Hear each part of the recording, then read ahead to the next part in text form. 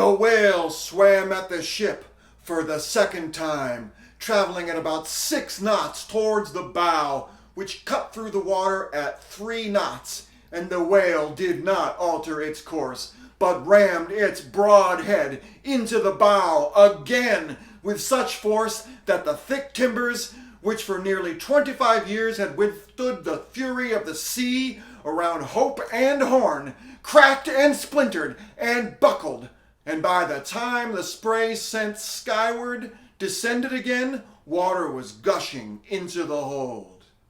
Today we're going to read or talk about the wreck of the Whaleship Essex. This is a story told by the first mate of a whaling ship that sank. When Herman Melville read this, he was inspired to write Moby Dick.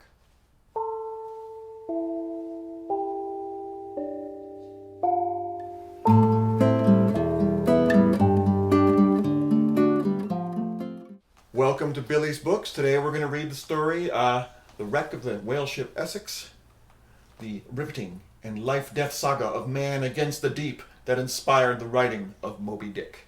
That smashing of the whaleboat by the whale is the beginning of this book, and then basically it's a survival tale on the high seas, in lifeboats or rafts or what have you, whereas Moby Dick ends at this scene. He was inspired by all that. Okay, so this is a 19th century book, just sort of basically it's a journal by one of the surviving officers from a ship that got sunk. There were a lot of whaling ships that were not used to whales directly attacking. They would sometimes defend themselves when the individual whaleboats would go out and harpoon, but the big ship itself, these guys had just gone and raiding in a few whales, and soon after, one of these whales came and deliberately rammed this boat twice with its head. And the guy even notes, well, whales have eyes on their side, so they can ram real hard with no consequences. It was a very deliberate and precise strike, so these whales knew exactly what they were doing. And he talks about this. He speaks in horror about these terrible monsters who are with their wild brute fury when attacked. If you were attacked with harpoons, would you not have a wild brute fury as well to respond? I think so. So, sorry guys, kind of had it coming. I'm going to say that now. I'm going to say it at the end. So they had, and so their ship was sinking. They all got on their three whaleboats, life rafts. And then they said, well, there's some stuff on there we really need if we want to survive, because this happened in the middle of the Pacific Ocean, thousands of miles from anybody in either direction. So they were like, well, while the boat's still on its side, let's go in there and get some stuff. And so they were able to get some food and other things, other essential things, including a flare gun and stuff like that. The three rowboats, between the three rowboats, that's 20 sailors. Made it to 3 boats. They split between that way, and when they first go, they were like, let's try. They were in the middle of the Pacific. They tried to sail towards South America, eastward, and they kept their 3 boats together as best they could, which only lasted for so long because eventually they got separated. They're on the high seas and we're talking equatorial Pacific, so they're just these guys lying in the sun, all very unprotected, with barely enough water, and really enough food. They're like, well, it'll take 60. They calculated 60 days or something to get back, and so they divvied up their food accordingly, which meant they were all every day, from the very beginning, thirsty and starving on these 3 boats. Sounds rough.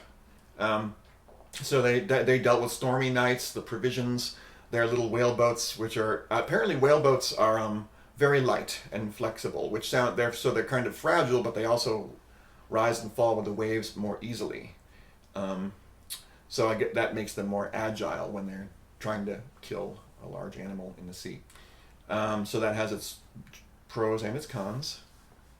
Let me see. But a lot of holes would form. They would have to fix the holes while still in the water. One time a guy had to go underneath it and swim underneath and stuff, and that sounded very treacherous.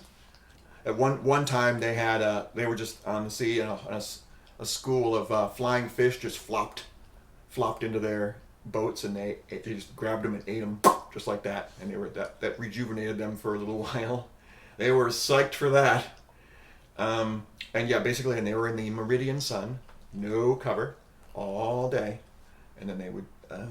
So that was good. And so they would. The sun was so hot that they would try to row 1,000 miles on the Pacific Ocean eastbound. They would try that at night, but they got so weak they couldn't even do that. So all they could do is put up their sails and hope. And the water was sometimes turbulent, where they had to take the sails down because the wind was too strong. Other times it was dead and the sails didn't do squat. So it wasn't working. And every now and then a storm would come, and they'd check their compass in the morning, and they'd lost all their, and whatever they do it, like sextant and all that stuff, they'd lose ground. So that makes those 60 days a little harder. At one point, they spotted they spotted an island, what they thought was Ducey Island, and they thought that he describes it in Ducey Island all the way until the end. In the epilogue, we find it was actually another island nearby. But they landed on that for a while, and they were psyched, and they were rejuvenated. And for a few days, they scrabbled and got some refreshment back, and but then they ran out of. They were like, well, we can stay here for a while, but the food ran out. And they're like, well, we got to keep sailing again, because they took everything, all the food that was available. Must have sucked to get back in that boat after being on the island for a while, but they wanted to they'd stay there forever. So 3 guys are like, screw it, we're going to try to keep scrounging. We do not want to get back in those boats. And everyone was like, cool, more provisions for us on the boats, no prob. The next goal was to go to Easter Island, but they missed it. And so, but then some other people keep dying. Here's the thing. They eventually had to eat their dead, which is cannibalism. They were not happy about it, but what could they do? So one guy just, eventually these guys, they're so sad, or so miserable, they're like, I don't want to try anymore. I'm not going to eat, I'm not going to drink. And they would just lie down in the middle of the boat and just give up. That happened several times. Sounds very sad. And the first time I did that, they threw him overboard. The second guy that did that, they ate him. I don't think they felt good about it, but what choice did they have? Eventually, they drew lots. One to be the dead guy, and they drew lots again to be the guy that shoots him. They did that, and that helped them survive. Oh yes, in the epilogue they talk about when they finally get back to Nantucket. The ship that has all the survivors shows up to Nantucket, because all these guys are Nantucket whalers. They all show up, and the boat comes in with a black flag, black meaning death, and the whole Nantucket community comes out, and and these super scrawny, really pathetic looking dudes come off the walk, and it's just dead silence. Nobody's cheering for them. No one's booing them for being cannibals. It's just dead silence as these 95-pound sailors just stumble off the thing. It sounds like it was a really intense scene. Ooh, so now you know the ending. I don't usually tell the ending, but you know the ending. They all, some of them live and most of them die. But anyway, I've been saying this before and I'll say it again. Whalers, you had it coming.